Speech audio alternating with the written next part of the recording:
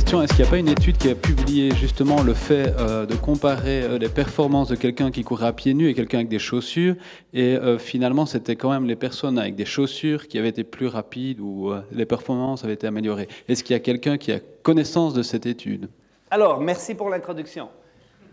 Chaussures de course à pied et performance, quelles sont les bases de nos recommandations? Alors, quand on regarde la littérature, il y a une chose sur laquelle je crois tout le monde va être d'accord, j'espère, parce qu'il y a une unanimité dans la science. Plus on augmente le poids dans le pied, plus la consommation en oxygène augmente. Vous pouvez l'augmenter sur le ventre, ce n'est pas si grave, mais dans les pieds, c'est un problème. En fait, 1% pour chaque 100 grammes, c'est énorme. Quand on regarde le coureur moyen qui court le marathon en 4h15 à peu près à Lausanne, est-ce que c'est à peu près ça? Bon, à Lausanne, il paraît que c'est quand même difficile comme marathon. La majorité des marathons qui n'ont pas de standard, le 50e percentile, c'est à peu près 4h15, parfois 4h20, 4h30. Si on prend ce coureur de 4h20 et qui court avec, la majorité du temps, comme 90% des coureurs qui courent les marathons, avec ce type de chaussures, et qu'il arrivait à faire son marathon avec le poids en moins, c'est-à-dire ce type de chaussures, son économie énergétique serait phénoménale. À chaque 100 grammes dans les pieds, puis là vous avez 2 pieds en plus, vous économisez 1% de consommation d'oxygène. Alors si on fait juste le calcul avec la consommation d'oxygène, ça correspond pour le coureur récréatif standard, le 50e percentile, à des temps qui vont jusqu'à 15-20 minutes d'économiser sur le marathon. C'est phénoménal. Bon, alors le problème qu'il y a, c'est que s'il n'est pas adapté, le problème qu'il va avoir, c'est qu'il ne sera pas capable de finir son marathon. Mais sur le poids, c'est assez unanime. Alors là, on va probablement s'ostiner sur le temps réel. Alors, on avait fait un calcul sur notre blog à la clinique du coureur avec un coureur de 2h21, donc 23, 2h23. Alors, un coureur expérimenté, de qualité, qui courait avec un type de chaussure qui n'était déjà pas aussi gros, qui était chaussure entre deux, mais classique de marathon.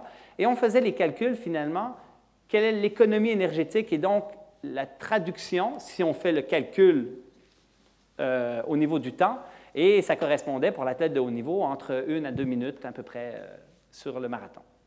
Alors, un bémol à cette chose-là, alors on s'entend que par ce principe-là, on dirait qu'il faudrait juste s'adapter à être pieds nus, avoir 0 poids, et là, on serait plus efficace. Il y a une étude, une seule, qui a été publiée sur le sujet, sur 12 sujets.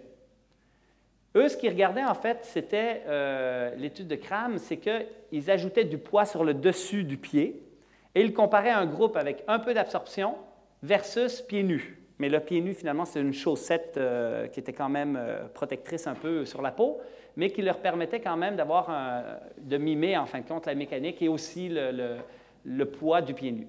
Ce qu'ils constataient, finalement, c'est que d'avoir un peu d'absorption dans la chaussure, et je dis bien un peu parce que la chaussure qu'ils ont testée, c'était une chaussure minimaliste, une cote TRC de 72 à 75. Okay? Donc, on est dans de la chaussure minimaliste, mais absorbante tout de même. Et ce qu'ils ont constaté, c'est que d'avoir un peu d'absorption sur les 12 cas, quand ils regardaient l'ensemble des données, c'est qu'il y avait une meilleure économie. Alors, leur supposition, parce qu'on ne sait pas pourquoi ça fait ça, leur supposition, c'est que finalement, peut-être qu'ils travaillaient moins pour absorber le choc, donc moins de travail musculaire, et par le fait même, ils utilisaient moins d'oxygène pour pouvoir aller plus vite. Alors moi, quand je vois des résultats comme ça m'intrigue parce que je me dis, les chaussures, c'est meilleur que le pied nu. Et il y a d'autres études qui avaient montré que le pied nu, c'était meilleur que la chaussure. Eux, ce qu'ils ont fait pour s'assurer que ça soit bien évidemment juste l'absorption et le poids et non pas les changements biomécaniques induits, c'est qu'ils ont pris toutes des Midfoot Strikers. Les Midfoot Strikers représentent 5% de la population des coureurs, grossièrement. Donc, c'est difficile de prendre cette étude et de l'étaler sur tous les coureurs. Mais au moins, le fait d'être pieds nus ou en chaussures ne changeait pas leur biomécanique parce qu'ils étaient déjà dans une mécanique tendance avant-pied ou tendance à plat. L'autre chose qui est très intriguante, c'est que quand on plonge dans l'étude et qu'on regarde les sujets un par un, il y en a 4 qui étaient plus économiques pieds nus, il y en a 8 qui étaient plus économiques avec la chaussure un peu absorbante. En fait, ils ont fait une autre étude qui est un poster qui n'a pas encore été publié, qui était tout le monde pieds nus, mais sur un tapis avec 20 mm d'épaisseur d'absorbant versus 10 versus rien du tout. Et ce qu'ils ont constaté, c'est que le vin, il y avait une perte énergétique, probablement qu'il y avait une dissipation d'énergie dans le tapis. Le pied nu, il y avait une petite augmentation aussi du coût énergétique, probablement parce que les individus devaient travailler un peu plus pour absorber eux-mêmes, et que l'idéal était vers le 10 mm. Donc, ça solidifiait un peu, quoique ce n'est pas encore publié, leur étude sur la chaussure. Alors, quand on parle de chaussure et de performance, ce que je dis, c'est ça. La chaussure la plus performante est celle qui est la plus légère. Point final. Et qui protège minimalement le pied de l'environnement duquel il n'est pas adapté. C'est-à-dire que si vous voulez performer et que vous avez l'habitude de courir avec ça, ne pensez pas que vous allez mieux performer avec ça la semaine prochaine. En fait, c'est quelle est votre tolérance à avoir moins de lourdeur et d'absorption et d'interférence pour pouvoir vous laisser aller et tolérer finalement ce stress et ces sensations-là. Et aussi, je dirais qu'il n'altère pas trop la biomécanique naturelle, parce que si on sait que les chaussures qui sont chaussées de ce type de chaussures-là ont des cadences beaucoup plus lentes, en moyenne de 155, qui vont augmenter leur overstriding, qui vont avoir des attaques plus de talons, des phases de freinage parfois augmentées, ces personnes-là ne seront certainement pas efficaces dans ces chaussures maximalistes. Donc, c'est les 3 critères, finalement, qui font en sorte que je recommande des chaussures tendance minimaliste, mais selon l'individu, pour améliorer leur performance. Et je me suis permis de marquer une petite étude que je trouvais juste intéressante. S'entraîner pieds nus ou plus minimaliste, c'était avec les 5 fingers initialement, augmente l'économie de course sur du long terme. Quelques autres études sur le pied nu aussi qui semblent qu'on pourrait améliorer notre running economy, notre économie de course, en intégrant un peu plus de pieds nus. Grégoire. Donc, quelques commentaires. Effectivement, on est tous d'accord, avoir une chaussure légère, c'est plutôt mieux. Alors, il y a 100 grammes. Si on prend ça d'une manière un peu dénaturée, 100 grammes au niveau distal sur le pied, ça correspond à peu près à 1 kg autour de la taille. Donc, effectivement, la plupart des chaussures minimalistes sont plus légères. C'est un bon point. Quand tu nous cites, par contre, l'étude de Cram, tu laisses entendre, parce qu'il y a un biais qu'ils auraient pris des mid-foot, donc tu laisses entendre que si on est en pose talon, on va être moins économique. Or, il y a une étude qui est sortie il y a quelques mois qui montre que les coureurs qui étaient en talon étaient de l'ordre de 5 à 6% plus économiques. Plus économique, ça veut dire qu'ils dépensent moins d'énergie par unité de distance. Donc ça, c'est quand même une critique implicite de la théorie du minimalisme, comme quoi on va être plus efficace, on va mieux activer ces processus aussi de ressort que j'ai pu décrire au niveau de l'arche médiale. C'est peut-être pas aussi simple que ça. Alors après, on peut discuter sur tes calculs là, pour les 15-20 minutes. Là, je ne sais pas où tu es allé les chercher. Hein. Juste une petite parenthèse par rapport à l'étude que tu nommes qui a été publiée un mois passé sur les talons et sont plus économiques. J'y reviendrai tout à l'heure, mais dans l'étude de Cram, en fin de compte, c'était juste que la chaussure n'induisait pas de changement. Alors, peu importe qu'on soit plus économique ou moins économique, ce qui est intéressant avec eux, c'est qu'ils supposaient que, parce qu'il y a d'autres études, plusieurs, qui ont évalué la différence entre pieds nus et en chaussures. Et les gens étaient beaucoup plus économiques pieds nus. Mais la question, c'est qu'il y avait le poids, mais il y avait aussi les changements biomécaniques. Et comme on ne sait pas si l'attaque avant-pied est plus économique que talon, l'étude de Cram, finalement, enlevait cette donnée. Mais on pourra reparler par la suite de l'attaque avant-pied versus talon. J'ai fait une critique sur notre blog de cette fameuse étude qui a 2 biais importants qui fait en sorte que les valeurs de ces données-là sont un petit peu moyennes. On pourra les soulever si vous voulez. On est dans la biomécanique tout à l'heure. Mais sur le 15 à 20 minutes, tu n'es pas trop d'accord? Non, parce qu'en fait, quand on regarde réellement le gain en termes de coût énergétique, sur du minimalisme versus du maximaliste, il y a une étude qui est sortie cet été, c'est de 1 à 1,5%. Donc c'est déjà moins que de faire le calcul théorique, 1%, on gagne 150 grammes sur chaque pied, et ainsi de suite. Donc on arriverait facilement à extrapoler sur du 3-4%. Dans la réalité, c'est beaucoup plus faible.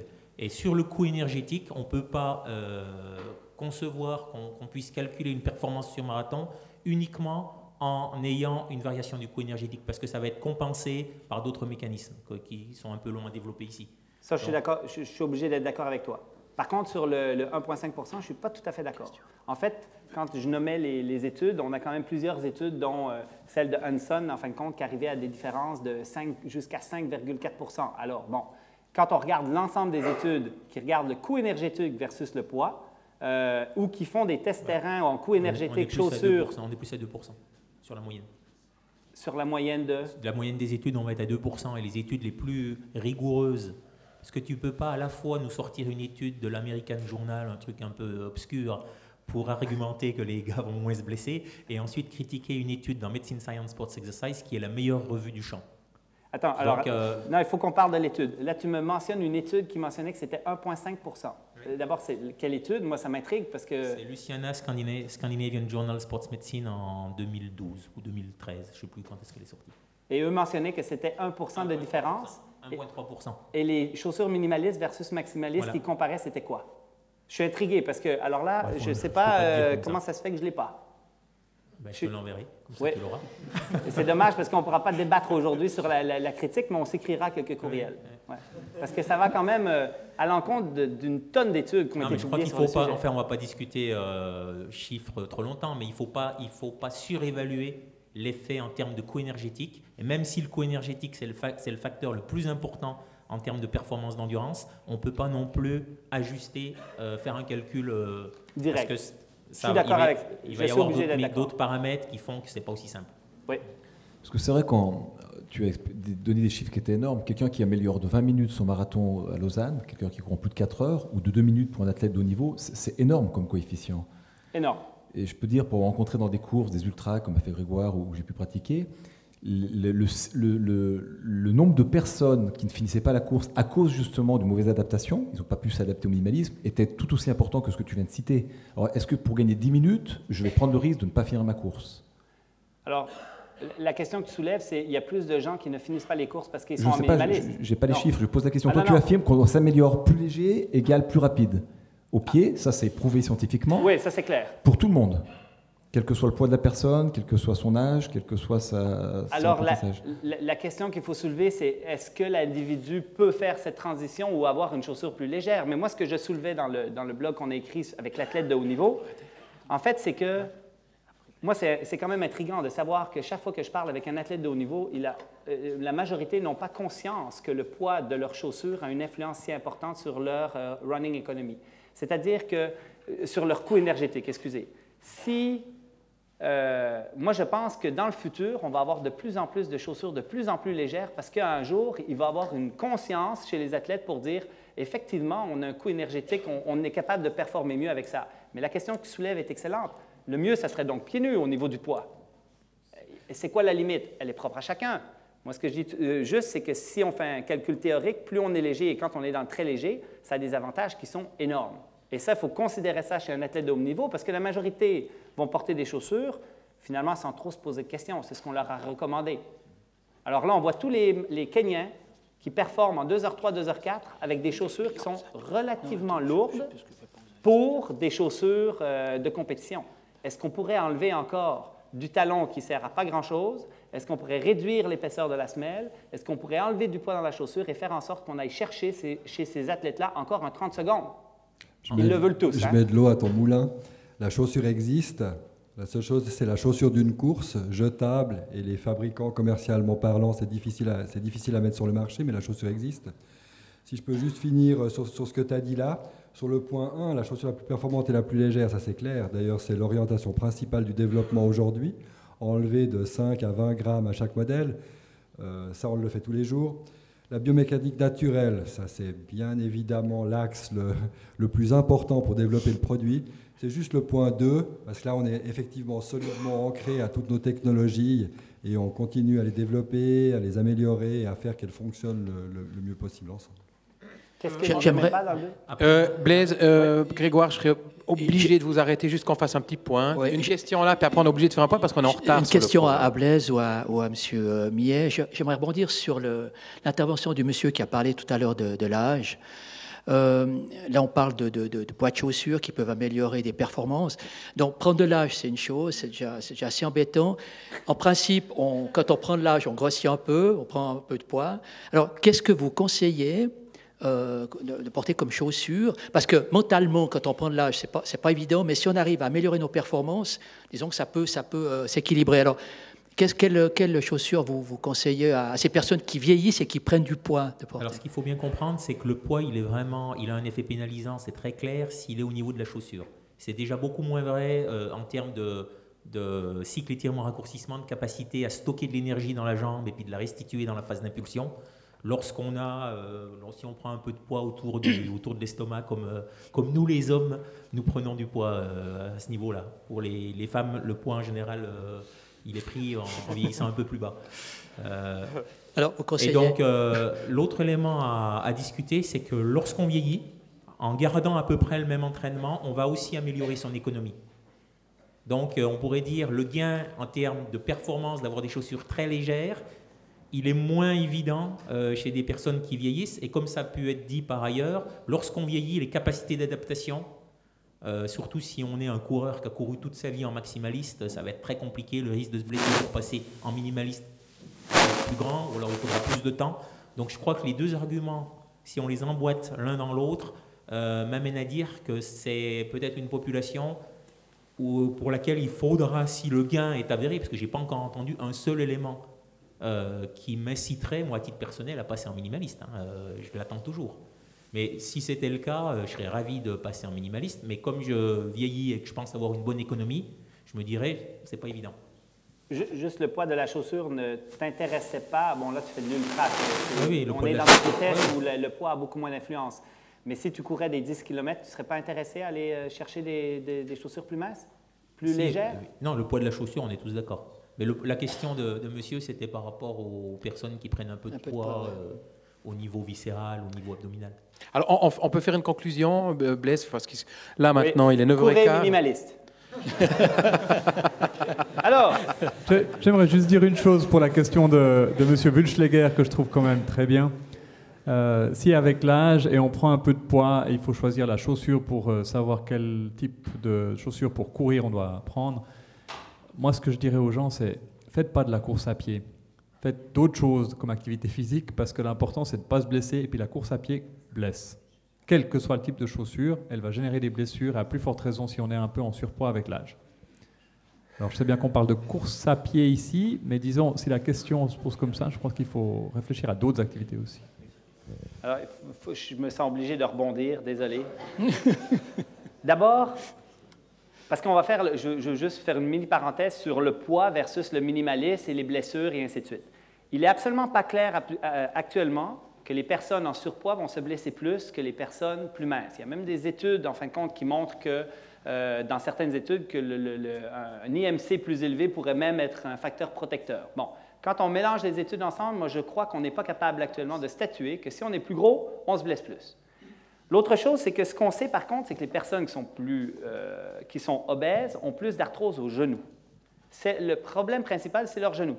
En fin de compte, on n'a pas une augmentation de l'incidence des arthroses de la cheville, de la talocrurale, mais une augmentation de l'incidence de l'arthrose de genou et un petit peu de la hanche. La meilleure chose que je pourrais donner en recommandation à quelqu'un qui est obèse et qui veut courir, c'est de minimiser, d'avoir une biomécanique qui minimise les stress sur les genoux. Ça veut dire toutes les choses que je vais vous présenter dans un instant parce qu'on parle de biomécanique, mais aussi d'avoir une chaussure minimaliste. La meilleure manière pour un obèse de courir tout en légèreté, de se protéger soi-même, c'est de courir pieds nus sur des petits cailloux. C'est la meilleure manière de modérer les phases d'impact.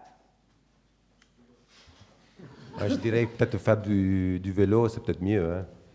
Comme ça, le poids est porté, on commence plus en douceur, en progression, et après on peut arriver au caillou, mais peut-être plus tard. Je suis d'accord. Et là, pour te taquiner sur l'élément du poids en disant que les coureurs n'ont pas conscience que le poids est un élément important, dans les pays de montagne, avec le développement du ski alpinisme, crois-moi, les gars qui préparent la patrouille des glaciers, ce sont des maniaques du poids. Et dans tous les déplacements verticaux, c'est effectivement la masse totale qui importe. Sur la course à pied à plat, on l'a discuté déjà juste avant, c'est pas si important que ça. Dans les pieds. Il faut maigrir des pieds, finalement. Voilà. Pour rebondir sur ce que dit Grégoire, on a acheté une petite balance pour peser les chaussures. Il y a quelques années, à peine 3 ans, on l'utilisait une fois par semaine. Là, on l'utilise quotidiennement, tous les jours. Mais surtout pour les gens qui recherchent la performance. Voilà. 80% des gens veulent courir pour le plaisir, pour être bien dans leur peau, pour le poids ou pour la santé. Et le critère est moins important. Mais je corrobore ce que vous disiez, c'est de plus en plus vrai ici aussi. Voilà. Moi, je pense que si on veut perdre du poids, il faut avoir des chaussures les plus lourdes possibles. Finalement. On s'entend sur la question. Il faut faire du vélo.